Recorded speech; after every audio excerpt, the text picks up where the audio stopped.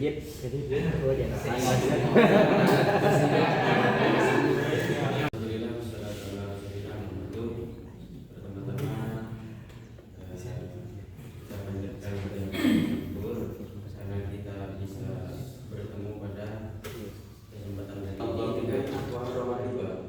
pada ayat itu jual beli itu memang diharamkan dengan cara-cara tertentu.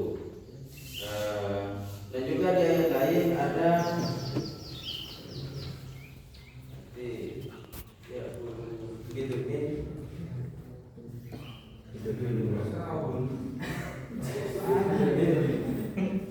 dan tidak takulu amwalakum.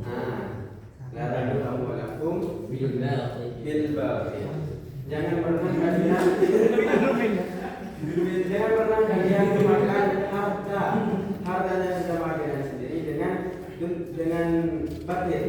Nah, yang dimaksud dengan batil dalam tafsir At-Tabari adalah ada 3 hal. Yang pertama, apa? Yang dimaksud dengan memakan harta teman sendiri, saudara kita sendiri, ada 3 macam. Yang pertama adalah judi. Itu dimaksud dengan makan yang batil. Yang kedua adalah pengurangan. Yang dimaksud pengurangan misalkan barang ini dikurangi. Terus yang selanjutnya yang dimaksud memakan harta temannya dengan cara batil dalam tafsir Al-Bawi adalah wasop. Wasop itu menggunakan barang yang bukan punya kita dan tanpa seizin pemiliknya dan tidak akan mengembalikannya. Itu dikatakan wasop. Jika kita mengambil ataupun memakai barang yang tidak akan mungkin kita kembalikan, maka itu dikatakan sarok mali. Nah, itu juga diharapkan dalam agama yang dimaksud dengan bil batil. Yang terakhir dalam tafsir Al-Bawi adalah khianat. Khianat itu dilarang. Terus yang selanjutnya ini pembahasan tentang riba. Tadi itu wahdatul bai'ah wa haraman riba. Hak riba itu diharapkan. Alasan kenapa riba itu diharapkan akan disampaikan oleh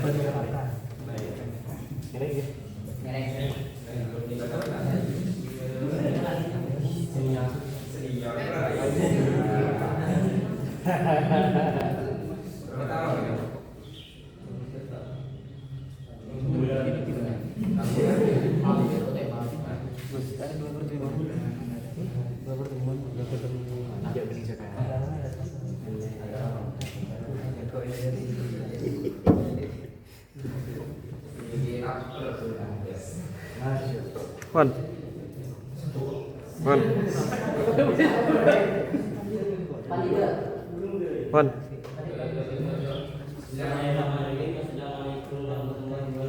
Waalaikumsalam warahmatullahi wabarakatuh.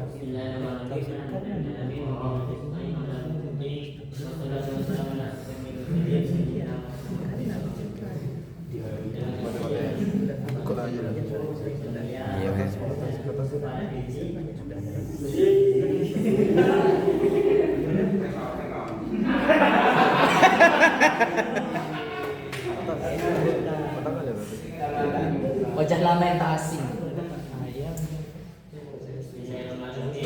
Saya akan menjelaskan tentang riba.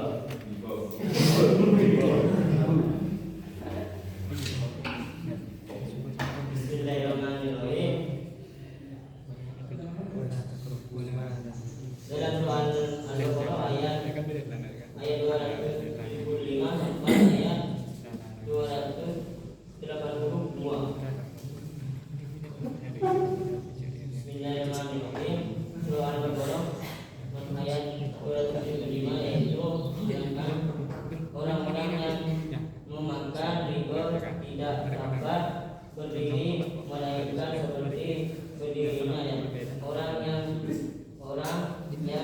memasukkan setan dalam gila. Penjelasan di sini yaitu yang riba tidak boleh makan kecuali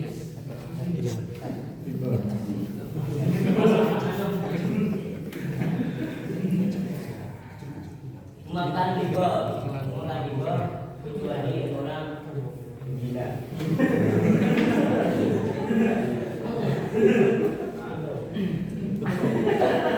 Harap dimaklum ya Bapak dosen. Yang demikian itu karena mereka berkata dan bahwa jual beli sama dengan dari jual beli sama dengan riba melihatkan. Riba pada Allah telah mengharamkan jual beli dan mengharamkan riba barang siapa mendapatkan peringatan dari Tuhan.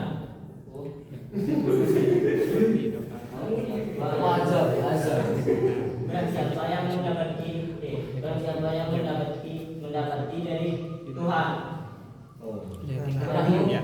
Dia berarti maka apa yang telah diperoleh dahulunya menjadi miliknya dan urusan. Terus kepada Allah barang siapa menguranginya maka mereka itu penghuni neraka.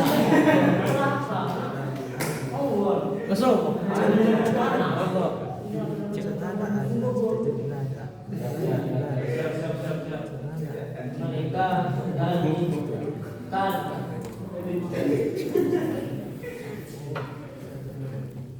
kemudian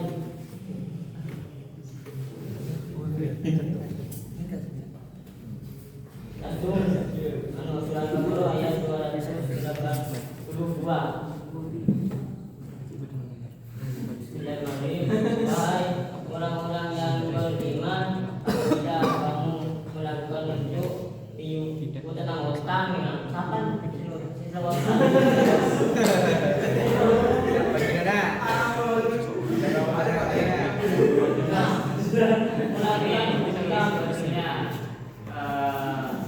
Peringatan kepada kita semua yang punya hutang segera bayar.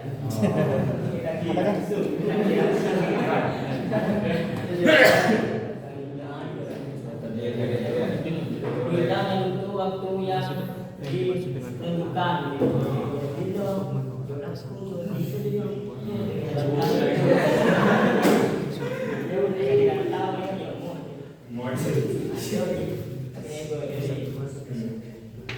Hendaklah kamu menuliskannya dan hendak seorang penulis di antaranya kamu menulis dengan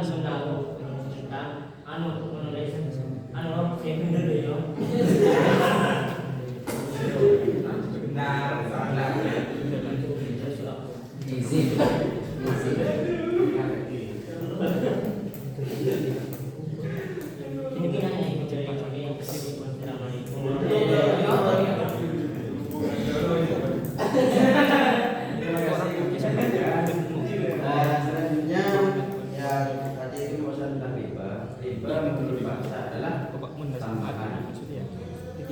sedangkan menurut istilahnya kami tidak menemukan narasi yang pas. Jadi nanti ada pembagiannya.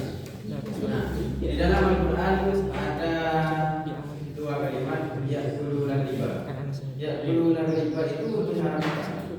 Kenapa memakai kata ya'kulu? Karena pada dasarnya semua orang itu kebutuhan pokoknya ada makan.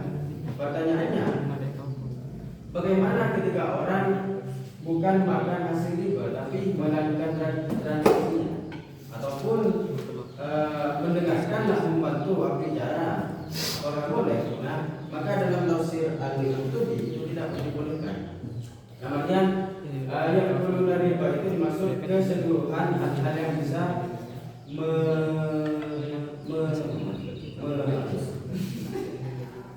yang bisa membuat riba. Terus yang kedua, yang Allah riba wa yusadaqah. Allah itu menghapus riba. Maksud menghapus adalah menghilangkan barokahnya. Meskipun misalkan ada seorang yang melakukan riba dan dia itu kaya, maka barokahnya dicabut.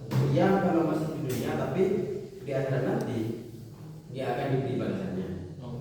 Wayum bisadaqat, dan yumanniha fid dunya bil barokah. Meskipun sedikit di dunia itu akan diberi Keberkahan. Keberkahan itu adalah mungkin bermanfaat, perbuatan yang baik, tidak digunakan judi.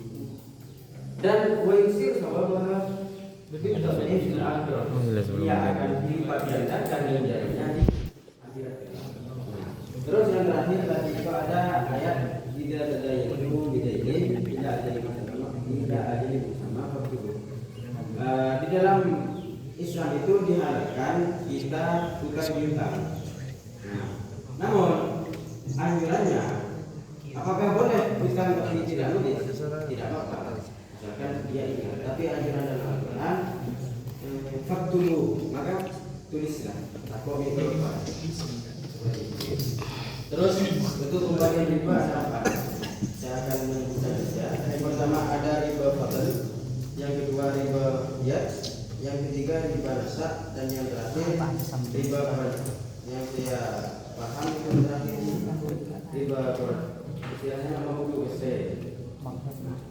Mungkin hanya itu dari kami yang bisa kami sampaikan. Apabila ada saran dan tanggapan dipersilakan. Maksimal 1 orang. Maksimal.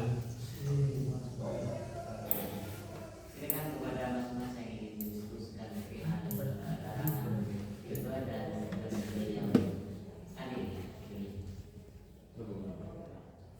Ayo.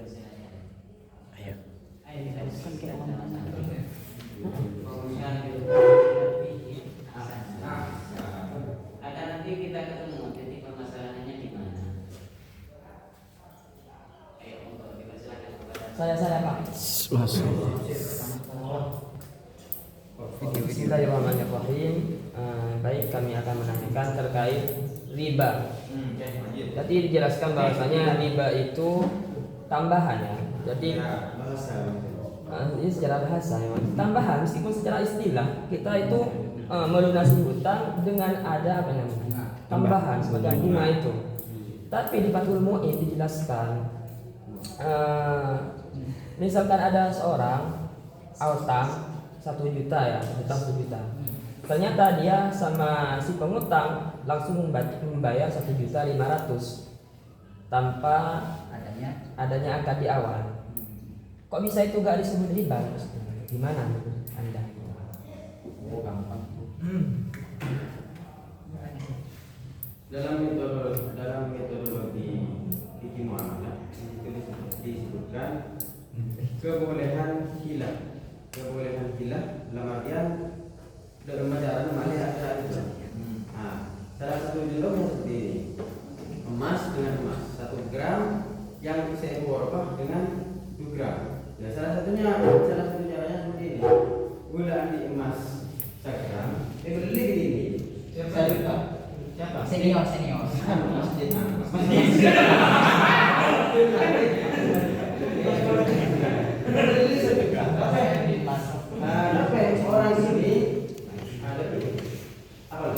Orang ini meleh Mas. 1 gram pas dijual ke orang yang sejuta hasilnya ditimbang 2. Jadi tak ekor 1 gram 2 gram karena emas pada emas harus riba. Jadi hilangnya adalah ekor besar ada. Nah, misalkan seperti itu sebelumnya ada perjanjian, tidak ada perjanjian namun memberi lebih. Nah, salah satu hilangnya adalah diniatkan kepada Mutasib. hadiah dan sebagainya.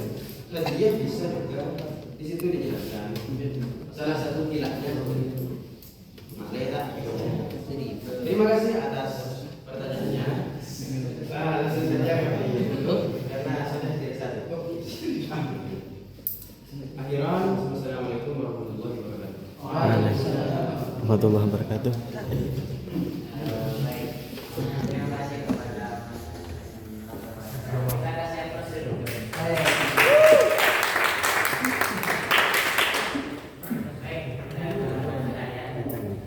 kita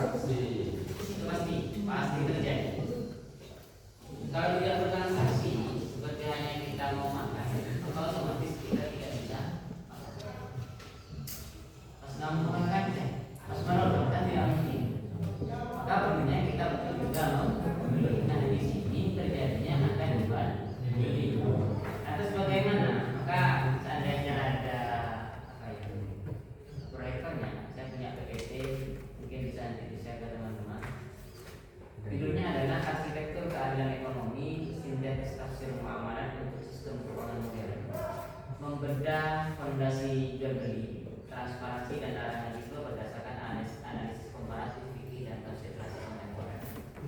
Pertama adalah fondasi utama ekonomi Islam, menyangkut tentang fleksibilitas dalam bahasa agama. Sudah saya sebutkan tadi bahwa yang intinya mengatakan asal muamalah al-riba, hukum asal dari aktivitas ekonomi itu adalah boleh selama tidak ada atau tidak terdapat dalil yang melarang. Berarti semua hukum jual beli itu diperbolehkan selama tidak ada dalil yang melarang. Nah, jika ada dalil yang melarangnya maka bagaimana? Maka nanti jawabannya ada. Kemudian apa saja fondasinya? Pertama adalah pelaku akad.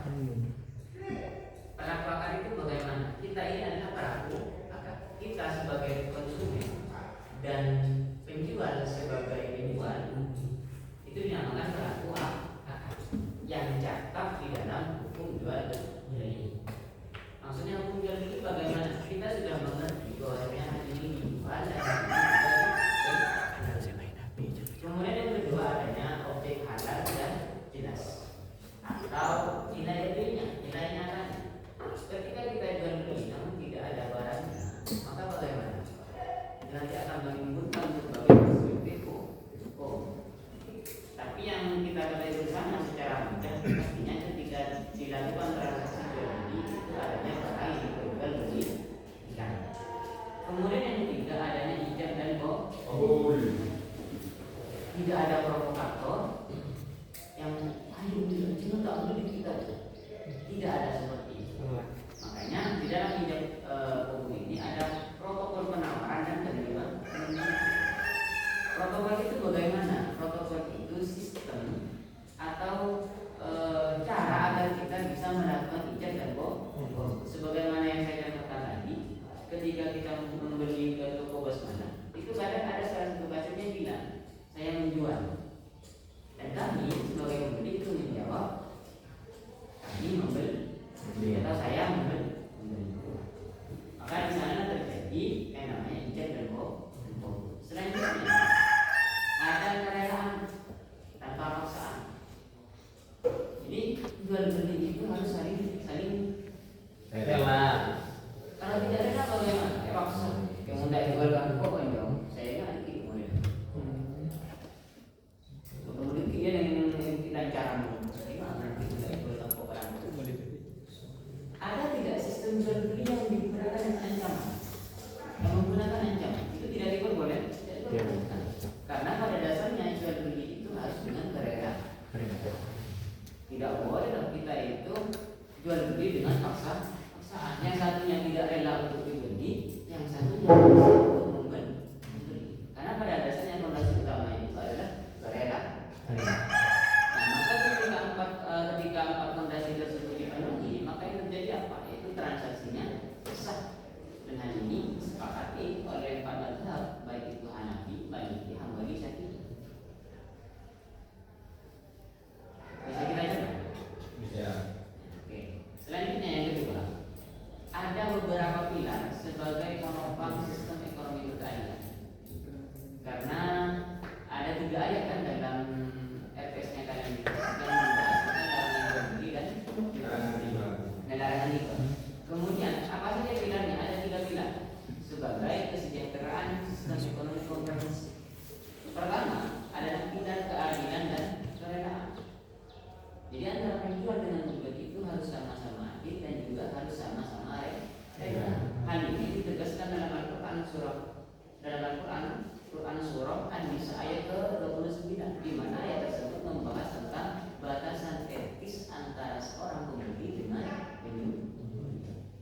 Kemudian yang kedua, pilar yang kedua yaitu transparansi dan akuntabilitas. Di mana Al-Quran menyebutkan dalam Quran surah Al-Baqarah ayat 282, yaitu tentang batasan administratif. Seperti yang dijelaskan oleh Dr. Mustafa tadi, ketika kita punya utang, maka bagaimana? Ditulis. Agar kenapa? Agar kita ingat bahwasanya kita punya utang kepada orang lain. Kalau sudah dijelaskan seperti tadi, maka itu menjadi warning bagi kita semua yang punya utang segera bayar. dalam ruangan ini sama sambil kamu atau berbeli atau yang kemarin lusa siapa yang punya hutang kepada saya silakan ayo bayar. Itu tertawa itu berarti ada yang punya hutang di sini kepada dia. Kemudian pilar yang ketiga itu anti eksploitasi. Maksudnya bagaimana? Dan Quran surah Al-Baqarah ayat 275 sampai dengan 291 itu dijelaskan tentang balas aksion dan kita tidak boleh memaksa orang untuk menjual barangnya dan kita tidak boleh memaksa orang untuk membeli barang. Ada salah satu kejadian, bukan kejadian, teman-teman pernah ke Pare, ke diri, pernah ke bahasa Inggris atau bahasa semacamnya di Pare. Di sana itu dikenal ada orang dikenal dengan ibu-ibu bantai, ibu-ibu yang memaksa para peserta kursus untuk membeli bantai. Ibu itu menjelaskan, setiap ada siswa, ada peserta kursusan yang lewat di depan orang itu, mesti dia dipaksa untuk membeli bantai dengan harga murah paling tidak 5.000. Saya pernah menjadi korban.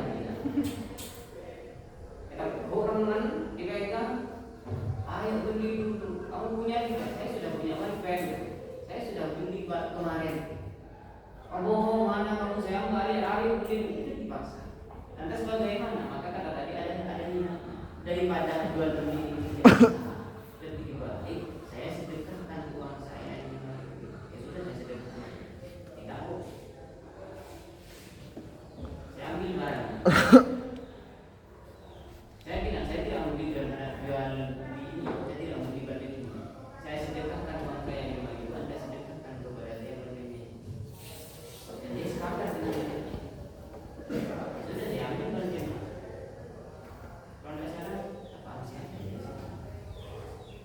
Baik. Ini berapa orang? 2.000.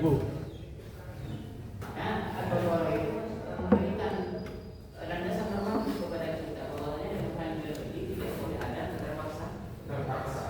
Nah, ketika pilar ini bersatu, maka tadinya akan menjadi hukum asal permisi, yaitu kesesuaian hukum dengan syarat. Kalau hukum jual beli dan syaratnya tidak terpenuhi, maka apa yang terjadi? Jual belinya tidak sah. Selanjutnya teman, penjelasan dari pilar-pilar yang sudah saya sebutkan. Pertama adalah menentukan bahasa sekular kekayaan uang. Sudah seperti yang benar disebutkan, harus ada batasan etis. Tidak boleh kita etis langsung semena-mena dalam hal jual beli. Biasanya kalau kita membeli di e-commerce seperti misalnya Facebook, kemudian TikTok Shop atau jual beli, itu banyak terjadi scam atau penipu. Biasa kita kenal dengan kalimat segitiga dalam jual beli harta online biasa atau jual beli kendaraan. Semisal kita lihat di Facebook harga mobil Toyota itu anggap saja itu 480. Kemudian kita lihat postingan lain dengan postingan yang sama yang berbeda akun itu dijual sekitar 200 juta rupiah. Jauh bukan selisih. Ketika pas sudah mau transaksi, dia bilang pihak ketiga nanti kamu bilang kepada orang itu bahwa kamu cuma sama. Kemudian ketika pihak yang punya mobil asli itu tidak mau dia disuruh bilang sebagai kakak. Nah, ketika sudah terjadi transaksi di sana, dua pihak itu sama-sama dirugikan. Dan antara penjual dengan pembeli itu sama-sama dirugikan. Karena seperti ini, saya punya laptop ini. Mas yang lebih banyak itu ada pembeli. Kemudian Mas ini memposting postingan saya kemarin di Facebook dengan harga yang 100.000 rupiah. Saya buat 2 juta, ternyata oleh Mas ini diposting 200.000 rupiah. Nah, Mas ini bilang kepada saya, nanti akan ada orang yang beli, dia itu aja saya. Dan Mas ini juga bilang kepada saya calon pembeli bahwasanya kalau nanti ketemu orangnya itu bilang saja orang Anda. Ketika saya sudah bertemu dengan Mas ini, sudah melakukan transaksi, sudah deal, apa yang terjadi? Maka saya dengan Mas ini dirugikan oleh Mas. Kenapa? Karena ada penipuan sedikit.